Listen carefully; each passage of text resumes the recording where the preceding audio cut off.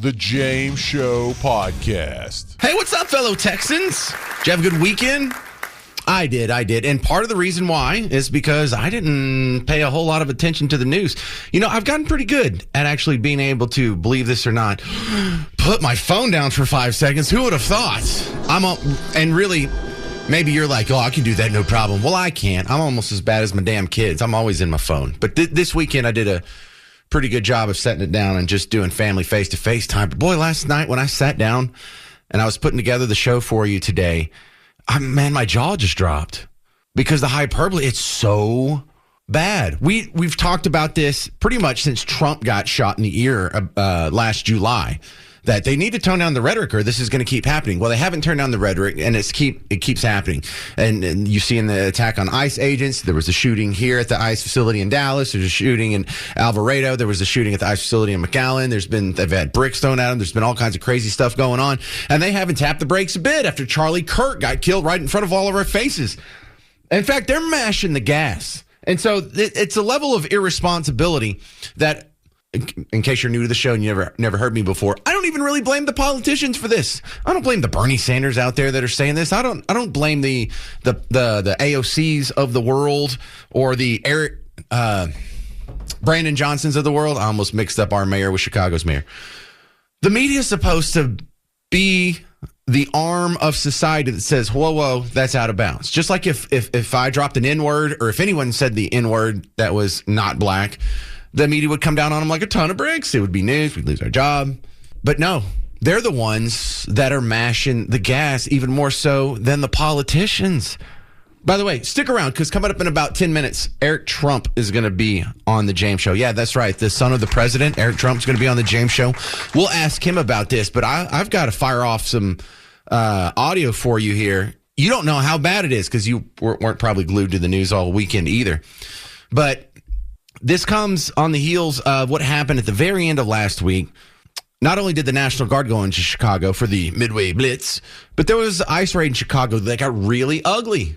There were a bunch of people arrested, and then some protesters went out and tried to interfere with their escape, and then actually some cars boxed in some ICE agents. Like there was a car wreck, and they were jammed in the road, and it was a real scene. And I don't mean that as like a cool thing. It was a terrible scene. So you should come check out what they were saying about it in the media here. It's just such hyperbole. I'm going to start with Ali Velshi on MSNBC saying what we saw in Chicago with these ICE raids is one of the darkest days in American history. Good morning. It is Saturday, October the 4th. I'm Ali Velshi, and I want to begin this hour by setting a scene. Quote, we're under siege. We're being invaded by our own military, end quote. Now, you'd be forgiven for thinking those were words describing Syria or North Korea. But they came from a witness describing a scene unfolding in Chicago this week. Those were the words of a man named Daryl Ballard speaking to the ABC affiliate in Chicago. Earlier this week, federal agents stormed an apartment complex in the South Shore neighborhood of Chicago. Witnesses say residents were separated into groups and led to vans, according to several witnesses who spoke with ABC 7. This came with a military-style name. The Trump administration called it Operation Midway Blitz. One woman, distraught from seeing her children herded into vans, from seeing children herded into vans, told ABC 7 that she pleaded for the agents to find their morality. Quote, that's all I keep asking, she said. Where's the human? In response to her pleas, she said one of the officers laughed and said, F them kids. Later, we'd learned that this show of force resulted in 37 valid arrests, according to CNN, citing a Department of Homeland Security memo. But meanwhile, the debris and the wreckage left behind resembled the aftermath of a military invasion. Personal belongings destroyed, electronics missing, birth certificates and other belongings scattered throughout the hallways like the ruins of a battle. Tuesday, September 30th, 2025, will be remembered as one of the darkest days in modern American history, right up there alongside the worst civil rights era atrocities where we were raised to believe belong to the past. I don't understand his problem with the raid. I do not get it. 37 illegals were arrested in this raid. If some of them had kids with them, what are you going to do? Just leave them in the apartment by themselves to fend for themselves with a couple of pieces of canned food and a jar of peanut butter? Or you want to take care of them? Did anyone care about the kids of the January 6ers who were arrested? the Gravy Seals that came in from Nebraska and Ohio and all over the country, Florida, and some from here in Texas. And most of whom walked through an open door with waving cops, took some selfies, walked through Statuary Hall, didn't even push over the velvet ropes. Nothing caught on fire. Nothing was spray painted. And they got rounded up in the days and weeks after January 6th. Did Ali Velshi give a damn about their kids? Did anyone give a damn about the law enforcement being turned on American citizens? Because he's talking about this as being turned on you. This is turned on the American people. No, this was turned on 37 people who were not Americans, who shouldn't have been here in the first place, who deserved to be arrested. All of this unfolded just hours before Donald Trump told a room full of America's top generals and admirals that American cities should be used as training grounds for them.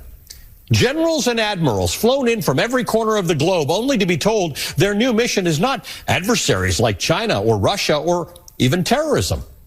Their new mission is us, the American people. No. The so-called enemy within. Dude, it's non-Americans. ICE is going after non-Americans. No Americans are being targeted by the military or ICE. That's just blatant lying. This is hyperbole. This is the kind of stuff that's getting people killed. This is the kind of stuff that's getting ICE agents shot at over here just 4 exits up from where I'm broadcasting right now in Dallas. This is the kind of hyperbole that got the Alvarado police officer shot, what was that, 2 months ago? No, the military's not being turned on the American people. How reckless, how irresponsible, how dishonest is that? If you have to use this kind of insane hyperbole to make your point, maybe your point's not very strong, Ali Velshi. In the 249 years of our republic, this week, this speech was our democracy's Rubicon moment. Really? The expression crossing the Rubicon, coined to describe Julius Caesar crossing the Rubicon River on January the 10th in the year 49 BC in violation of Roman law, may one day fall into disuse, replaced by Operation Midway Blitz, September 30th, 2025, to describe a day when a country's military turns inward. Now, part of me wants to laugh at that because 1 month from now, no one's going to remember that date. That is such a ridiculously insignificant date. Really, we're going to remember a raid in Chicago that arrested 37 illegals or suspected illegals, whatever it is. We're going to remember a raid. That's going to be our crossing the Rubicon moment. Ali Velshi, I could ask you in 6 months and you're not going to know. No one's going to even remember the Midway Blitz in a year. No one's going to care. So not only is it not crossing the Rubicon in 49 BC after Julius Caesar finally knocked out the Gauls, this is such not a non-factor. This is their everyday duties, right? What is ICE supposed to be doing? Well, you would think rounding up illegals, arresting them, deporting them. He's acting like this is some big, giant, historic turning point. No, this is the most normal thing in the world, sir. This is what they should be doing every day of the week, 365 days a year. This is not a historical anomaly, or this isn't even a footnote. You lying punks. Governor of Illinois, J.B. Pritzker, is giving a press conference. He's suing the Trump administration over the deployment of the National Guard in Chicago, which seems to be really important to him because last weekend they had, 22 shootings and 4 murders. And yeah, who needs help there? My next guest might have a lot to say about it. It's Eric Trump. Yeah, that Eric Trump for the first time on the James Show. Nice to meet you, Eric. Thanks for being on the show. James, great to be on. All right, here's my first concern with the ICE raids. It's not the ICE raids themselves. It's not the result of them. It's the rhetoric surrounding them. Even after your dad got shot in the ear and had another attempt on his life, even after all of the ICE shootings, we had one here in Dallas, Alvarado, McAllen, elsewhere, even after Charlie Kirk got murdered in front of our own face, they still haven't backed down on the rhetoric. And I think they're just inciting more violence, Eric. There's no question, James. There's no question there. It's the entire point of the book that I just put out. I just put out a book called Under Siege. You went to #1 on Amazon. It's killing it. And that's exactly it. Their entire platform, James, has been to go after the movement, to go after us as a family, to go after my father, to go after all of us, to debank us, to lay siege to the conservative party, to lay siege to everybody who has a loud voice. They've deplatformed us. They've debanked us. They've impeached us. They impeached my father twice. They've made up dirty dossiers. They've made up the Russia hoax. They've taken us off of Facebook and Twitter and Instagram. They've put more gag orders on us than we can possibly imagine. They indicted my father 91 times. I became the most subpoenaed person in American history. I mean, they took us off ballots. They the ballots in Colorado and Maine. I mean, they weaponized every aspect of the DOJ, the FBI. They spied on campaigns. I mean, they've stopped at absolutely nothing. And then they tried to kill my father. They didn't just try and kill him in Butler. They tried to kill him at a golf course, 8 weeks later. They do everything that they can to incite violence, incite mob mentality, to lay siege, to try and wound, to try and bankrupt, to try and divide, to try and hurt, to try and play identity politics. It's the only thing that the Democratic Party is good at. Their policies suck. Pretty much, their entire platform stinks. But this is the game that they've played. They have nothing else. And honestly, fortunately for all of us, it hasn't worked with the American people. As violent and nasty as it's been, it hasn't worked with the American people, who clearly aren't buying it. Hence the reason we had the victory that we had in November. Well, is that true? You're the most subpoenaed person in American history? That might be hyperbole, but it sounds like it could be true. No, I mean, listen, you tell me if anybody's ever gotten more than 112 subpoenas, and I'll tell you whether I'm not. I'm from what I understand, I'm the most subpoenaed person ever, because they couldn't get to my father. That's a lot. It's the entire story of Under Siege. They couldn't get to my father in the executive branch. And so you know what they do? They subpoena me as the guy who runs the Trump organization, and the guy who runs, his entire legacy, right? Everything that he had ever built prior to him getting into policy is on my shoulders. And so they couldn't get to him. So guess what they do? They subpoena me. They subpoena me over every email and, make our lives hell and again, try and cancel us in every way, shape or form. And, again, the good news, James, is we won. And I'm not just talking about us as a family. I'm talking about, everybody listening to us right now as a country. We're winning again. And, the mob mentality, did not win the day. America won. Well, we're still being called Gestapo. In fact, when I get done with you and we get back to covering the reaction to the raids in Chicago and the ICE activity and the National Guard and everything, I'm going to play audio of them referring to the actions that your dad's taken as the Gestapo and it's his personal police force. And the confounding thing is they know that's not true. How can they just go out and say that with no consequences?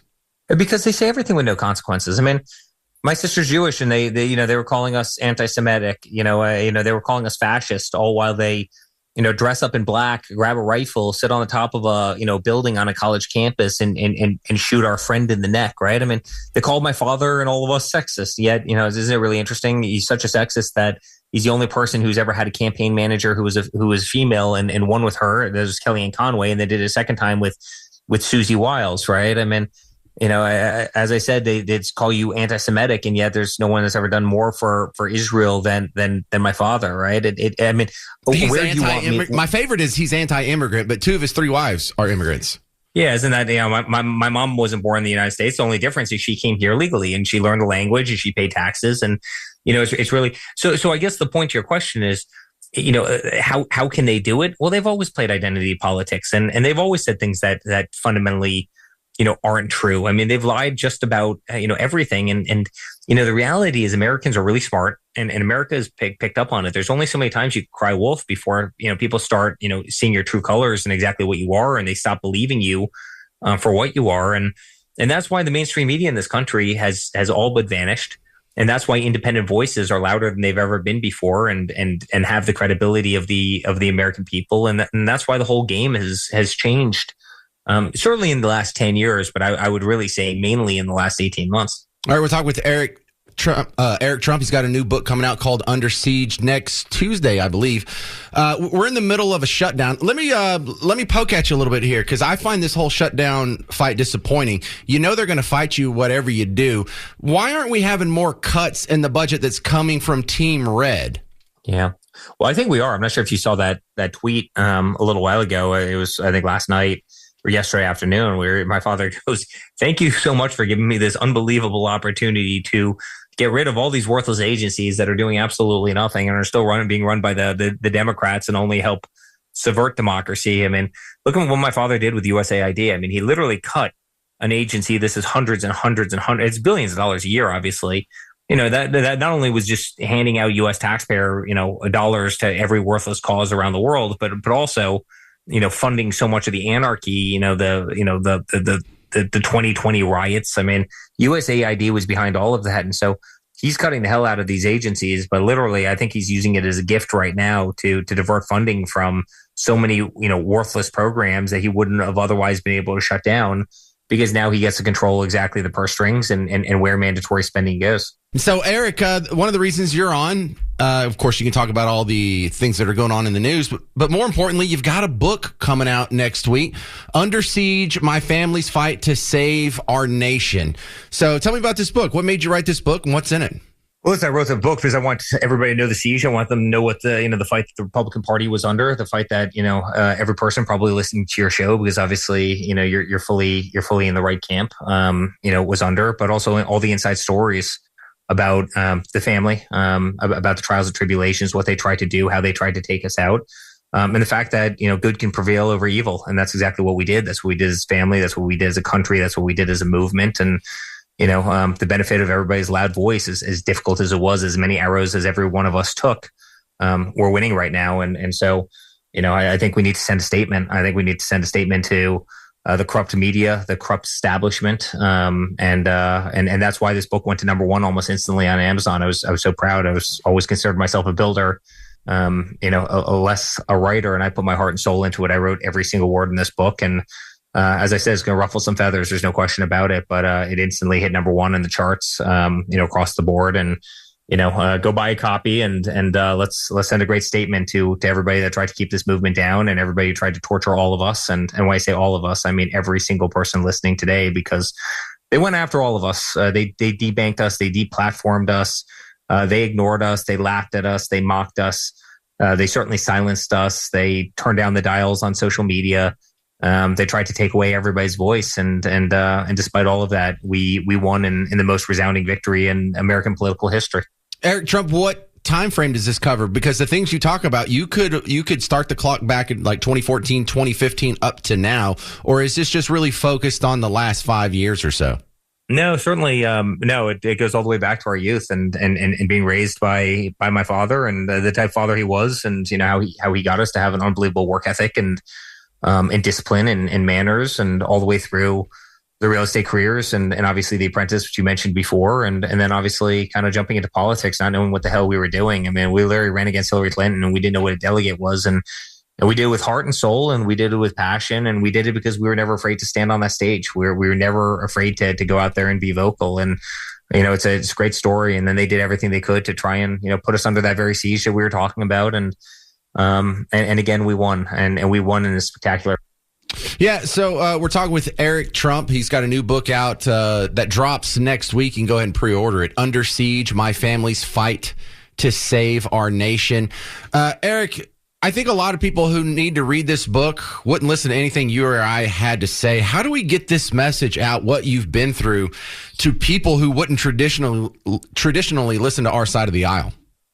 Well, honestly, buy in and send a copy. I mean, I'm this entire week I've been hearing about Comey. How dare you weaponize the justice system? First of all, it seems to me that he more than lied to your great senator from the state of Texas, Ted Cruz, but weaponize the justice system. I mean, they were raiding our homes. They were spying on our campaigns. They were making up paid for dirty dossiers by Hillary Clinton, saying my father was doing unthinkable things. They were leaking to the FBI that we had servers, communicating with the Kremlin. They were taking us off of ballots. They were locking us in courtrooms. I mean, James, I probably spent $400 million to defend ourselves against BS, against nothing, against having never done anything wrong. And and then you look at Hunter Biden, right? Drugs, laptops from hell, all sorts of things. And, I mean, could you imagine if I was Hunter Biden, I would have been in jail for the rest of my life. And so I find the narrative so interesting and so humorous when they say you're weaponizing the Justice Department, because that's all the Biden administration did. I mean, when they sent when I was the guy that got the call when 30 agents hit the gates at Mar-a-Lago and stormed into our property, demanding that we turn off all our security cameras. I spent a lot of time writing about it in the book. Give me a break. And that came at the direction of Merrick Garland. That came at the direction of Joe Biden. I don't want to hear from these people. So anybody who thinks that the system of justice is being weaponized, do me a favor, go buy a copy and send it to them. And I think they'll quickly realize the hell that they put us through because because they're corrupt as hell and they wanted to get 3 extra votes. Well, Eric Trump, now that we're friends, I mean, I wouldn't mind getting a copy on the house if you don't mind. I mean, radio hosts we don't get paid a whole lot. I will happily send you one, my friend. All right, can I ask you a personal question here? Because I read somewhere that, being raised by your mom, you and your brother speak Czech. So my brother speaks Czech. For the longest time, I understood it. I spent a lot of time over there when we were kids, and I think it's one of the reasons we turned out normal. I mean, we might have been growing up in skyscrapers in New York City, right, and kind of living in these opulent places. At the same time, we were spending 3 months a year in a communist country where they didn't really put up with spoiled kid BS, and I think it's one of the things that grounded us, a lot, and it's one of the best things that's ever happened to us in our lives. Very cool. Yeah, well, I was wondering if maybe you and your brother could kind of have like a secret language with other people in the room can't understand you, because me and my wife speak Spanish, and we haven't taught our kids because we like having our own little language that our kids can't understand. So you can plot against your children. I need to do that with my wife. It's that come in handy from time to time. Yeah, well, we did it too much, and now my oldest is learning, and we kind of have to stop there. But hey, I look forward to the book. This is Eric Trump. The book is Under Siege: My Family's Fight to Save Our Nation. It's going to have all kinds of good behind-the-scenes stories and info that you're never going to hear from the outside world. So, Eric Trump, I really appreciate the time being on WBAP, sir. James, great to be on. Thank you very much. All right. If you have any reaction to, another round of applause. Studio audience loves it.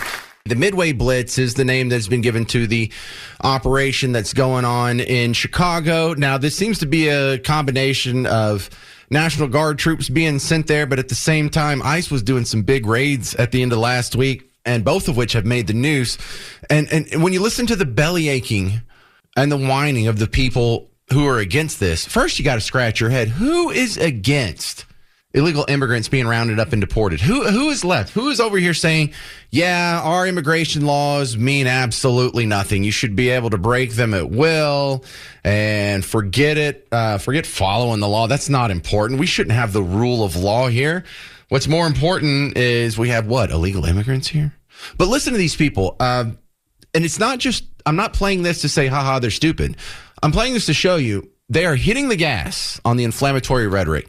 The rhetoric that incites violence, that has already incited multiple instances of violence against ICE, including in Chicago last week when there were a lot of activists who interfered. They call them protesters, but dude, if you're interfering with a law enforcement raid and you're blocking their vehicles trying to leave, and then you use other vehicles to box them in, we're into criminal territory here. You're not a protester. You're not even an activist. You're a criminal. Dare I say, insurrectionist? Oh my gosh. It's more insurrection-y than anything that happened on January 6th, that's for sure. Listen to these two guys. One of them, Michael Fanone on MSNBC, and then I'll play you his guest, Major General Randy Manner. This hyperbole, this is what we're talking about when we talk about they need to hit the brakes on this because you're getting people killed. We do have this agency now, which appears to have become a national police force for the Trump administration, and that's ICE. This is an agency which is unaccountable to the American people. Hang on, first I'll stop. A police force for Trump? A national police force for Trump? No, they're not arresting people for jaywalking. They're not arresting people for car theft. They're not arresting people for tax fraud. They're just arresting people for being here illegally. It's what they've done the entire time they existed. It's what they did 5 million times under Barack Obama, and no one was concerned about a national police force or a Gestapo, or they're targeting the American people. So spare me. National police, you're already lying. Anyway, let me back it up and start over. I can barely get through this without interrupting. We do have this agency now, which appears to have become a national police force for the Trump administration, and that's ICE. This is an agency which is unaccountable to the American people, and in a democracy, law enforcement agencies must be accountable to the American people. We've had members of Congress who are trying to exercise oversight over their facilities, which they are legally obligated to do, and they've been denied entry. Remember, exercise oversight means they think that they can demand entry into these facilities in any capacity they want at any time, with no scheduling, with no arrangements. Just show up and force their way, even if they have to block a bus and then try and sneak in when the gates are sliding open. No, that's not your regular constitutional oversight. You're not having a hearing. You're not demanding some paperwork. You're not subpoenaing any orders. What are you doing? You're trying to break in? Yeah, that's not really true what you're saying there, sir, but I'll let you continue. masked ICE agents who, if they are conducting themselves in a manner that is outside of their, legal purview, there's no way to hold these people accountable. I've talked to law enforcement agents across the country, agencies who have said we've had citizens come to file complaints against ICE agents, and ICE refuses to cooperate with us and share the identities of those agents. And so, again, another example of an agency that is unaccountable to the American people. Oh, isn't that sad? When you have a law enforcement agency that's trying to get cooperation from another law enforcement agency, but they refuse to do so? So you're saying that's bad. You're saying that's wrong. You're saying that's immoral. That's unethical. Well, dude, you just described every sanctuary city in my entire life. Isn't that weird? When the cops in the cities don't want to work with ICE, that's fine. But when ICE doesn't want to work with the cops in the city, that's a tragedy. It's a human rights. It's literally the Gestapo. I'm only slightly exaggerating here because the guest, right after he said that, he went to retired Major General Randy Manor, and you get an ICE Gestapo reference here. First of all, it's all wrong. It's all wrong. Secondly, those were not National Guard. Those were not military. It's very, very important all of your listeners understand that while they were wearing military uniforms, those were not military people. Those, quite frankly, that is Trump's Gestapo. That's who ICE agents are. They are lawless. They do not follow the rule of law. And it's extremely dangerous for us to have those kind of people with those kind of leaders in our American cities. You mean it's wrong when a law enforcement agency doesn't enforce all the laws of the land? Jeepers. We've never seen that before. Oh, yeah, we have. It's called sanctuary cities. This is what you guys do every day as a matter of course. It's not an exception to the rule. This is your 365-day-a-year behavior. No one has any sympathy for you. The Gestapo language needs to stop. You're getting people killed, plus you're lying. But I do want to give you the answers. The great comedian, former best friend of Jimmy Kimmel, one of my great radio heroes, Adam Carolla, has the solution to all the negativity surrounding ICE agents. You just got to change the name. All the progressive politicians want to get rid of ICE, right? AOC, Kamala's like, we're going to get rid of ICE. We got to reimagine everything. I don't get it. I like ICE. They do a job. We need them. Immigration, custom, enforcement. What's wrong with that? And I realize, I think it's the name. They don't like the name ICE. Sounds so cold, so personal. Remember Top Gun, Iceman? No one liked that guy. But I came up with a foolproof way to keep ICE. All we have to do is modify the name just a little bit. Just start it with the word national. National Immigration Custom Enforcement. Nice. Good luck at that rally, AOC, trying to abolish nice. And it would be a great recruitment tool because you would get a windbreaker that read nice agent on it. And once you got that windbreaker, you could do whatever you wanted. People be like, what's that nice agent doing over there? Looks like he's beating on a Guatemalan grandmother.